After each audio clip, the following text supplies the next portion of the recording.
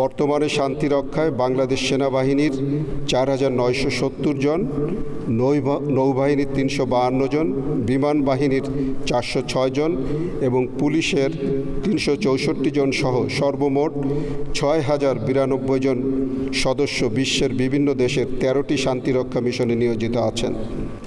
পুরুষ সদস্যদের পাশাপাশি এখন বাংলাদেশের নারীদের অগ্রণী ভূমিকা পালন করছে। এ পর্যন্ত বাংলাদেশের সশস্ত্র বাহিনী ও পুলিশ থেকে ৩,০৩৮ জন নারী শান্তিরক্ষী সফলভাবে শান্তিরক্ষা কার্যক্রমে অংশগ্রহণ করেছেন এবং এই মুহূর্তে ৪৯৩ জন নারী সদস্য শান্তিরক্ষী কাজে নিয়োজিত রয়েছেন।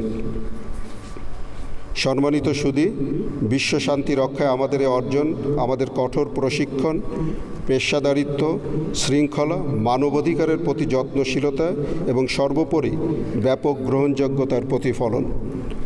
এর পাশাপাশি আমাদের শান্তিরক্ষীদের উন্নত নৈতিক মূল্যবোধ, নিরপেক্ষ মনোভাব, নিরপরাধ জনগণকে সুরক্ষা প্রদানে অগ্রণী ভূমিকা পালন ইত্যাদি পার্থক্য তৈরিকারী মানবিক গুণাবলী জাতিসংঘ পরিমণ্ডলে বিশেষভাবে প্রশংসিত, যা আমাদের প্রাণপ্রিয় মাতৃভূমির মর্যাদা বিশ্ব দরবারে বহুলাংশে বৃদ্ধি করেছে।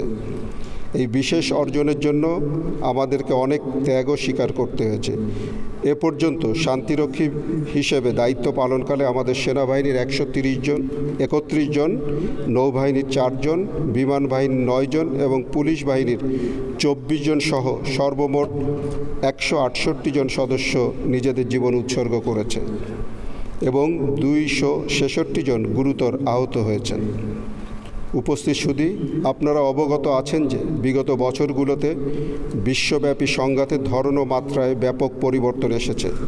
আমাদের শান্তিরক্ষীগণ নিজেদের জীবনের ঝুঁকি নিয়ে উন্নত প্রশিক্ষণ, সততা, দক্ষতা ও নিরপেক্ষতার প্রমাণ রেখে তাদের সকল চ্যালেঞ্জ মোকাবেলায় সদা প্রস্তুত। আপনারা জেনে আনন্দিত হবেন যে সম্প্রতি আমাদের সেনাবাহিনীর একটি হেলিকপ্টার কন্টিনজেন্ট কঙ্গো মিশনে মোতায়েন হয়েছে।